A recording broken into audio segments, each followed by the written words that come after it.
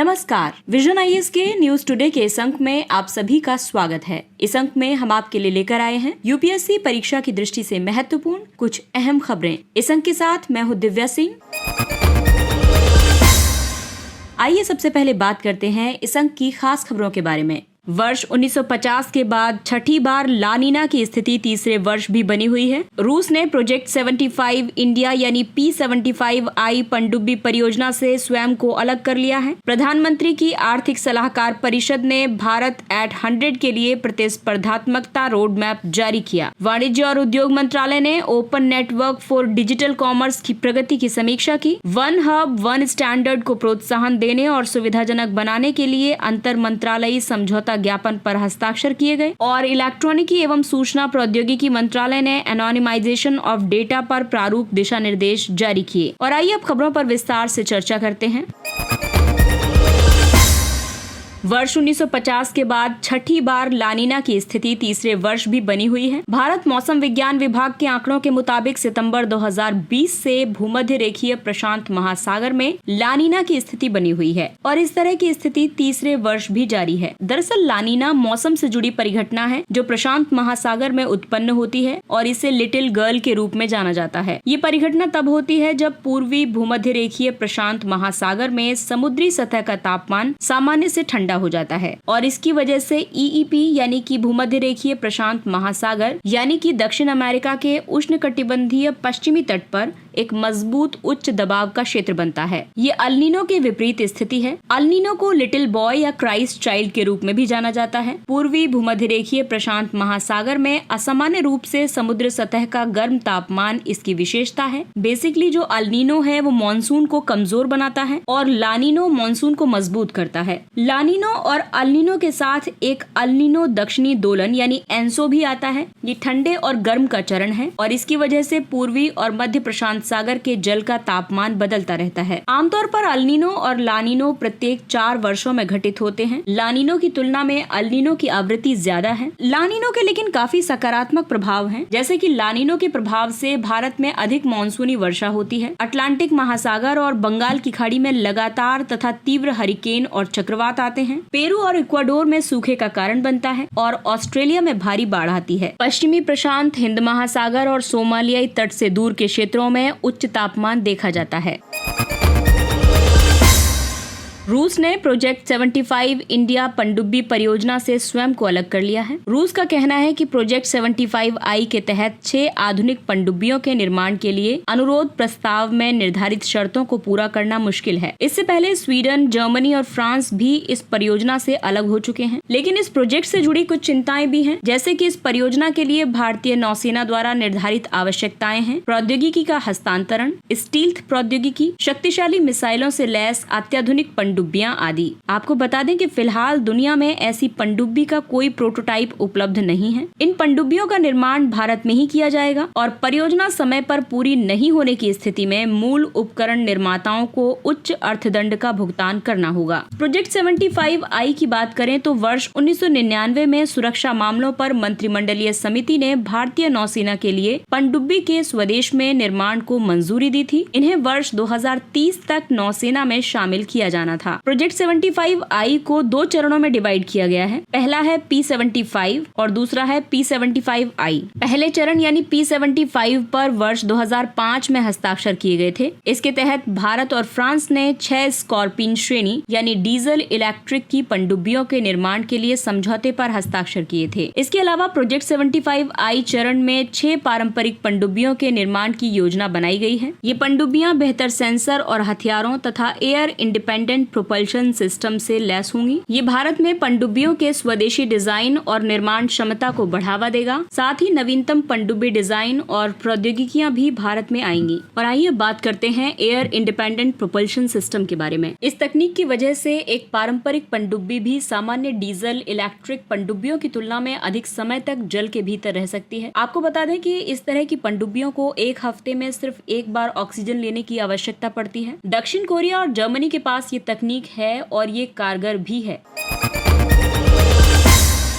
प्रधानमंत्री की आर्थिक सलाहकार परिषद ने भारत एट 100 के लिए प्रतिस्पर्धात्मकता रोड मैप जारी किया। बेहतर समृद्धि के लिए road map Bharat at 100 Bharat प्रतिस्पर्धात्मकता पहल का हिस्सा है। ये EAC-PM यानी प्रधानमंत्री की आर्थिक सलाहकार परिषद और इंस्टीट्यूट फॉर कॉम्पिटिटिवनेस के बीच संयुक्त प्रयास का परिणाम है। ये 4S सिद्धांत पर आधारित है। इसका उद्देश्य सेक्टर विशेष और क्षेत्र विशेष नीतियों के माध्यम से वर्ष 2047 तक भारत को एक उच्च आय वाला देश बनाना है। ये प्रोफेसर माइकल E. पोर्टर द्वारा विकसित प्रतिस्पर्धात्मकता ढांचे पर आधारित है। इस रिपोर्ट के कई निष्कर्ष हैं, जिसमें बताया गया है कि भारत के समक्ष कौन कौन सी चुनौतियां हैं। तो इसमें सबसे पहली चुनौती है बढ़ती असमानता और सभी क्षेत्रों में तालमेल की कमी के कारण साझी समृद्धि को बढ़ावा देना। भारत ने अपने श्रम बल के लिए, विशेषकर महिलाओं और कम कुशल लोगों के लिए रोजगार के अवसर पैदा करने के लिए लगातार संघर्ष किया है। रोजगार सृजन और कंपनियों के विकास के मामले में नीतिगत हस्तक्षेपों का प्रभाव निर्धारित लक्ष्य से कम हो गया है। बढ़ते भूराजनीतिक तनावों और जलवायु परिवर्तन तथा नेट जीरो उत्सर्जन के लक्ष्य को प्राप्त करने की नीतियों के कारण चिंताएं बढ़ती जा रही हैं और इसी के लिए विकास के नए सिद्धांत दिए गए हैं। रिपोर्ट में कहा गया है कि कम कुशल और महिला कामगारों के लिए प्रतिस्पर्धा वाले रोजगार के अवसरों को खोलकर सामाजिक और आर्थिक विकास एजेंडा का एकीकरण करना। इसके अलावा संरचनात्मक परिवर्तन 2.0 के तहत सेवा और औद्योगिक क्षेत्र में सेक्टर आधारित समृद्धि के माध्यम से रोजगार सृजन को बढ़ावा देना। इस रिपोर्ट में कुछ नई नीतिगत प्राथमिकताओं पर भी बल दिया गया है, जैसे कि प्रमुख औद्योगिक और क्षेत्रीय नीतियों को फिर से तैयार करने के लिए सेक्टर और स्थान विशेष नई विकास पहलें शुरू करना, ऐसी सामाजिक नीतियों को बढ़ावा देना जो श्रम बाजार में प्रवेश करने वालों की रोजगार क्षमता को बढ़ाए, साथ ही रोजगार की तलाश में आने वाली बाधाओं को कम करे। इसके अलावा कारोबारी परिवेश की स्थिति में सुधार के लिए बाजार की प्रतिस्पर्धा को मजबूत करना और प्रतिस्पर्धी फर्मों के विकास को सक्षम बनाना। इसके अलावा रिपोर्ट में ये कहा गया कि कार्यान्वयन के लिए नई संस्थागत संरचनाएं हैं। भारत के संघीय ढांचे को मजबूत करना, नीति निर्माण और उसके कार्यान्वयन में समन्वय में कमी को दूर करने के लिए सरकार के भीतर समन्वय को मजबूत करना और सार्वजनिक निजी सहयोग। समृद्धि का जो 4S सिद्धांत है, उसके तहत 4 सिद्धांत हैं: सामाजिक, सतत, ठोस और साझी, यानी सोशल, सस्टेनेबल, सॉलिड और शेयर्ड। सामाजिक सिद्धांत के तहत आर्थिक समृद्धि जो सामाजिक प्रगति से सुमेलित हो। सतत समृद्धि के तहत आर्थिक गतिविधियां जो कार्बन तटस्थ हैं और पर्यावरणीय सततता के अनुरूप हैं। इसके अलावा ठोस यानी सॉलिड सिद्धांत के तहत आर्थिक संरचनाएं जो आघातों को सहने में सक्षम हों, तथा शेयर्ड यानी साझे सिद्धांत के तहत आर्थिक अवसर जिन्हें संपूर्ण भारतीय समाज के साथ साझा किया जा सके। वाणिज्य और उद्योग मंत्रालय ने open network for digital commerce की प्रगति की समीक्षा की। ONDC अब तक सीमित उपयोगकर्ता समूह के साथ शुरू से अंत तक क्रियान्वयन परीक्षण कर रहा था, ताकि उनकी आवश्यकताओं को समझा जा सके। अब वो सीमित क्षेत्र में जनता के साथ दूसरे चरण का परीक्षण शुरू करने की योजना बना रहा है। ONDC पूरे विश्व में अपनी तरह की एकमात्र पहल है। इसे उद्योग संवर्धन और आंतरिक व्यापार विभाग ने शुरू किया है। इस पहल का उद्देश्य डिजिटल एकाधिकार को समाप्त करना और खरीदारों तथा विक्रेताओं के लिए उद्योग को अधिक समावेशी बनाना है। ये ओपन सोर्स तकनीक पर विकसित ओपन नेटवर्क को बढ़ावा देता है। ये ओपन स्पेसिफिकेशन और नेटवर्क प्रोटोकॉल का उपयोग करता है। साथ ही ये किसी विशेष प्लेटफॉर्म से स्वतंत्र है। ओपन सोर्स का मतलब है कि प्रक्रिया के लिए जिस तकनीक या कोड का इस्तेमाल किया गया है, वो सभी के लिए स्वतंत्र रूप से उपलब्ध है। ONDC को वर्ष 2021 में निजी क्षेत्र की एक गैर लाभकारी कंपनी के रूप में निगमित किया गया था। इसे लगभग एकीकृत भुगतान इंटरफेस की तर्ज पर तैयार किया गया है। ONDC पर ई-कॉमर्स प्लेटफॉर्म को जोड़ने का कार्य भारतीय गुणवत्ता परिषद को सौंपा गया है। ONDC एकल नेटवर्क निर्मित करने के लिए व्यापारियों और उपभोक्ताओं को सशक्त बनाता है। इसके पीछे ONDC का उद्देश्य है नवाचार और विस्तार को बढ़ावा देना। खुदरा वस्तुओं, खाद्य पदार्थों आदि से लेकर आवागमन तक के सभी प्रकार के व्यवसायों में बदलाव लाना। इसमें सभी ई-कॉमर्स कंपनियां समान प्रक्रियाओं का उपयोग करके परिचालन करेंगी। इसलिए ये छोटे ऑनलाइन खुदरा विक्रेताओं के साथ साथ इस क्षेत्र में कदम रखने वाले नए विक्रेताओं को भी बढ़ावा देगा। ये खोज क्षमता, अंतर संचालनीयता और समावेशिता के माध्यम से संभव होगा। अगली खबर स्वास्थ्य क्षेत्र से संबंधित है। वन हब वन स्टैंडर्ड को प्रोत्साहन देने और सुविधाजनक बनाने के लिए अंतर मंत्रालयी समझौता ज्ञापन पर हस्ताक्षर किए गए। समझौता ज्ञापन पर भारतीय चिकित्सा और होम्योपैथी भेषज संहिता आयोग तथा भारतीय भेषज संहिता आयोग ने हस्ताक्षर किए हैं। इसका उद्देश्य हार्मोनाइज्ड हर्बल दवा मानकों के विकास को सुविधाजनक बनाकर लोक स्वास्थ्य को बढ़ावा देना है। भेषज संहिता यानी फार्माकोपिका गुणवत्ता वाली दवाओं को तैयार करने के लिए एक संदर्भ पुस्तक है। इसे एक सरकारी प्राधिकरण या संबंधित सोसाइटी प्रकाशित करती है। वर्तमान में भारतीय भेषज संहिता की तुलना में आयुर्वेद, सिद्ध यूनानी और होम्योपैथी से संबंधित भेषज संहिताओं में अलग अलग मानक तथा विश्लेषणात्मक पद्धतियां प्रकाशित की गई हैं। आयुष मंत्रालय OHOS पहल के माध्यम से अलग अलग मानकों की इन जटिलताओं को दूर करना चाहता है। वन हब वन स्टैंडर्ड के तहत मोनोग्राफ के प्रकाशन का एकमात्र अधिकार PCI-M&H के पास होगा। इस समझौता ज्ञापन का महत्व ये है कि ये भारत में व्यवसाय करने की सुगमता और भारतीय वानस्पतिक के समग्र व्यापार में सुधार करेगा। इसके अलावा भेषज संहिता संबंधी मोनोग्राफ के प्रकाशन को संभव बनाएगा। हर्बल दवाओं के निर्माता, शोधकर्ता और विनियामक इसका उपयोग कर सकते हैं। इसके अलावा ये आत्मनिर्भर भारत के प्रयास में भी योगदान देगा। PCI-M&H आयुष मंत्रालय का अधीनस्थ कार्यालय है। इसका प्रमुख कार्य है भेषज संहिता और औषध सूत्रों का विकास करना। भारतीय चिकित्सा और होम्योपैथी प्रणालियों के लिए केंद्रीय औषधि परीक्षण सह अपीलीय प्रयोगशाला के रूप में कार्य करना। वहीं भारतीय भेषज संहिता आयोग यानी IPC स्वास्थ्य और परिवार कल्याण मंत्रालय के तहत एक स्वायत्त संस्था है। IPC रोगों के उपचार के लिए आमतौर पर आवश्यक दवाओं के मानकों में नियमित रूप से सुधार करता है। भारतीय भेषज संहिता के रूप में नए मोनोग्राफ जोड़कर और मौजूदा मोनोग्राफ को संशोधित करके दवाओं की गुणवत्ता में सुधार के लिए आधिकारिक दस्तावेज प्रकाशित करता है। भारतीय भेषज संहिता को औषधि और प्रसाधन सामग्री अधिनियम 1940 की दूसरी अनुसूची तथा औषधि और प्रसाधन सामग्री नियम 1945 के तहत कानूनी दर्जा मिला हुआ है।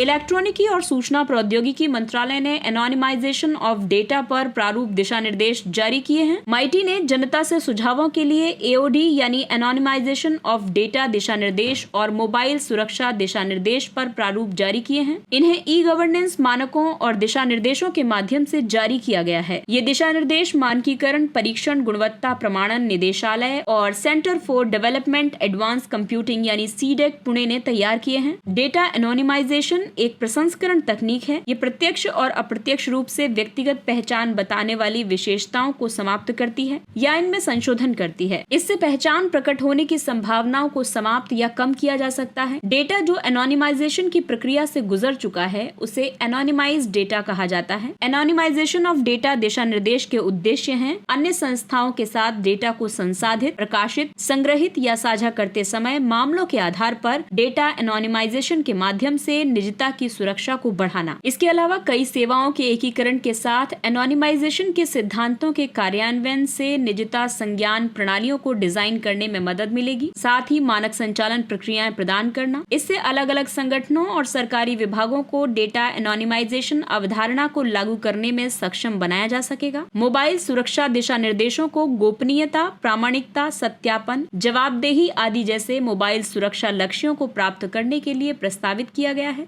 मोबाइल सुरक्षा दिशा निर्देश मोबाइल सुरक्षा को 3 श्रेणियों में वर्गीकृत करते हैं। सबसे पहली है मोबाइल डिवाइस सुरक्षा, दूसरा है मोबाइल संचार सुरक्षा और तीसरा है मोबाइल सेवा सुरक्षा। इनमें निजता और संवेदनशील डेटा की सुरक्षा और लेन देन की सुरक्षा के लिए मोबाइल सुरक्षा नियंत्रण उपायों की 3 श्रेणियों को परिभाषित किया गया है। सबसे पहला है नीति आधारित उपाय, दूसरा है प्रौद्योगिकी आधारित उपाय और तीसरा है उपयोगकर्ता उन्मुख उपाय।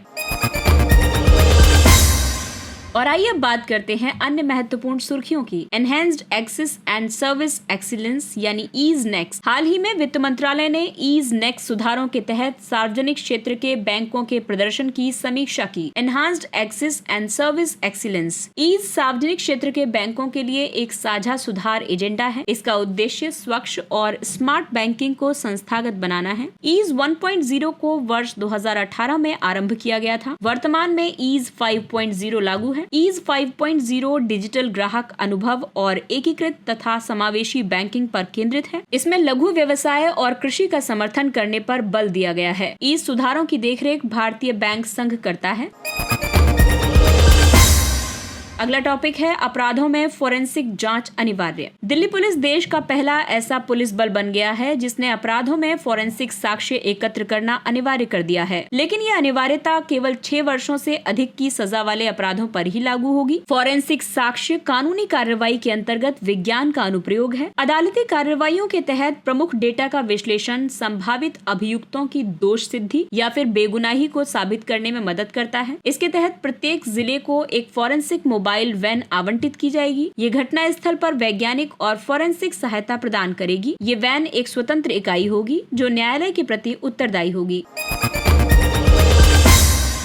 एकीकृत सार्वजनिक चेतावनी प्रणाली यानी सचेत IPAS सचेत अंतर्राष्ट्रीय दूरसंचार संघ के कॉमन अलर्टिंग प्रोटोकॉल पर आधारित एक प्रारंभिक चेतावनी मंच है। कॉमन अलर्टिंग प्रोटोकॉल सभी प्रकार के सूचना और संचार प्रौद्योगिकी नेटवर्क पर सभी प्रकार के आपातकालीन अलर्ट और सार्वजनिक चेतावनियों के आदान प्रदान के लिए एक सामान्य प्रारूप है। IPAS सचेत को प्रभावी आपदा प्रबंधन के लिए C ने विकसित किया है। इसका बाढ़, चक्रवात और कोविड-19 वैश्विक महामारी जैसी आपातकालीन स्थितियों के दौरान उपयोग किया जाता है। राष्ट्रीय और राज्य आपदा प्रबंधन प्राधिकरण SMS के माध्यम से स्थानीय भाषाओं में लोगों को उपयोगी सलाह या फिर जानकारी देने के लिए इसका व्यापक रूप से उपयोग करते हैं। वर्तमान में ये 34 राज्यों और केंद्र शासित प्रदेशों में संचालित है। हाल ही में इसका उपयोग अमरनाथ यात्रा के दौरान तीर्थयात्रियों की सुविधा के लिए किया गया था। अगली खबर वॉश पर आधारित है। स्वास्थ्य देखभाल सुविधाओं में वॉश पर वैश्विक प्रगति रिपोर्ट जारी की गई। इस रिपोर्ट को विश्व स्वास्थ्य संगठन और संयुक्त राष्ट्र बाल कोष यानी यूनिसेफ ने जारी किया है। ये वॉश यानी जल, सफाई और स्वच्छता तथा संक्रमण की रोकथाम और नियंत्रण पर केंद्रित है। इसके निष्कर्षों में कहा गया कि विश्व की आधी स्वास्थ्य देखभाल सुविधाओं में बुनियादी स्वच्छता सेवाओं का अभाव है। इसके कारण लगभग 4 बिलियन लोगों का जीवन जोखिम में है। रिपोर्ट में कहा गया है कि स्वास्थ्य देखभाल सुविधाओं में संभावित संक्रमण की रोकथाम की कमी गर्भवती महिलाओं, नवजात शिशुओं और बच्चों के स्वास्थ्य को प्रभावित करती है। अस्वच्छ स्वास्थ्य देखभाल सुविधा केंद्र में रोग संचरण की संभावना बढ़ जाती है और साथ ही एंटीबायोटिक प्रतिरोध भी उत्पन्न होने लगता है। पशु जन्म नियंत्रण नियम 2022। केंद्र सरकार ने आवारा कुत्तों की आबादी को नियंत्रित करने के लिए नए नियम प्रस्तावित किए हैं। प्रस्तावित नियम 2001 के नियमों में संशोधन करते हैं। इसके अतिरिक्त जानवरों के कल्याण को सुनिश्चित करने के लिए कई स्तरों पर हितधारकों के उत्तरदायित्व को भी परिभाषित करते हैं। ये नियम वर्ष 2030 तक कुत्तों से होने वाली रेबीज के उन्मूलन के लिए राष्ट्रीय कार्य योजना के तहत प्रतिबद्धता को पूरा करने में मदद करेंगे। संशोधित दिशा निर्देशों के मुताबिक अपने अपने क्षेत्रों में आवारा पशुओं को आहार देने की रेजिडेंट वेलफेयर एसोसिएशन की जिम्मेदारी को सुनिश्चित करना शामिल है। इसके अलावा पशु जन्म नियंत्रण कार्यक्रमों के माध्यम से आवारा कुत्तों की अधिक आबादी को नियंत्रित करने के लिए एक निगरानी समिति का गठन करना, कुत्ते के काटने या पागल कुत्तों के संबंध में शिकायतों को हल करने के लिए स्थानीय अधिकारियों द्वारा एक पशु हेल्पलाइन स्थापित करना शामिल है। अगला टॉपिक है परख। परख यानी समग्र विकास के लिए प्रदर्शन, आकलन, समीक्षा और ज्ञान का विश्लेषण। परख को सभी बोर्ड परीक्षाओं में एकरूपता सुनिश्चित करने के लिए एक नए विनियामक के रूप में प्रस्तावित किया जा रहा है। परख एक राष्ट्रीय आकलन केंद्र है। इसे शिक्षा मंत्रालय ने लॉन्च किया है। ये राष्ट्रीय शैक्षिक अनुसंधान और प्रशिक्षण परिषद यानी NCERT की एक संबद्ध इकाई के रूप में कार्य करेगा। इसे राष्ट्रीय उपलब्धि सर्वेक्षण और राज्य उपलब्धि सर्वेक्षण जैसे आवधिक अधिगम परिणाम परीक्षण आयोजित करने का कार्य भी सौंपा जाएगा। इसका उद्देश्य रटकर सीखने की पद्धति को समाप्त करना है, जैसा कि राष्ट्रीय शिक्षा नीति 2020 में परिकल्पित किया गया है। ये छात्रों के बीच उच्चतर क्रम सोच कौशल यानी हॉट्स में सुधार करने में मदद करेगा। संगीत नाटक अकादमी द्वारा रंग स्वाधीनता का आयोजन किया गया। रंग स्वाधीनता स्वतंत्रता सेनानियों की स्मृतियों को संजोने का एक उत्सव है। इस दौरान देश भर की कई लोक संगीत परंपराओं का प्रदर्शन किया गया। इन लोक कलाओं में शामिल है पांडवों का कड़ा। इसकी उत्पत्ति संभवतः 17वीं शताब्दी के मेवात में हुई थी और ये आमतौर पर महाभारत के प्रसंगों और युद्ध के मैदान में महाराणा प्रताप की अद्भुत वीरता पर केंद्रित है। दूसरा था अग्गू कथा। ये तेलुगु भाषी क्षेत्रों का एक लोक नाट्य रूप है इसके अलावा पंजाब की ढाड़ी गायन परंपरा भी शामिल थी। इसकी शुरुआत गुरु हरगोबिंद ने युद्ध के मैदान में शस्त्र हाथ में उठाए वीरों के बीच बहादुरी को प्रेरित करने के लिए की थी। साथ ही महाराष्ट्र के पोवाड़ा का भी प्रदर्शन किया गया। पोवाड़ा महाराष्ट्र में लोकप्रिय गाथा गीत गायन की एक समृद्ध पारंपरिक शैली है। इसके अलावा दास्तान गोई ये कहानी सुनाने की एक पारंपरिक फारसी शैली है। दास्तान गोई करने वाले कलाकारों की ध्वन्यात्मक आवाजों में रानी लक्ष्मीबाई की वीर गाथा जीवंत हो उठी है।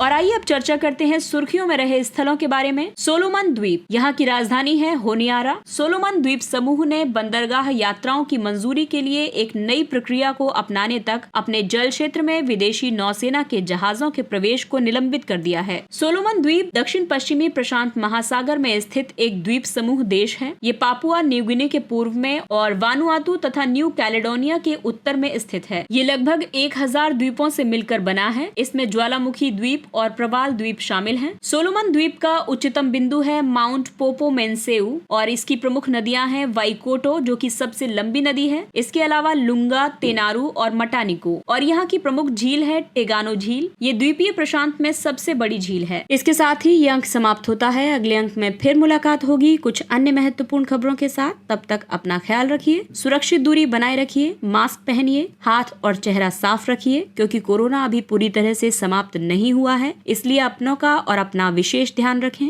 और अगर आपको हमारा कंटेंट पसंद आ रहा है तो इसे लाइक, सब्सक्राइब और शेयर करें। इसके साथ ही विजन IAS की पूरी टीम आपसे इजाजत लेती है। नमस्कार, थैंक यू फॉर लिसनिंग।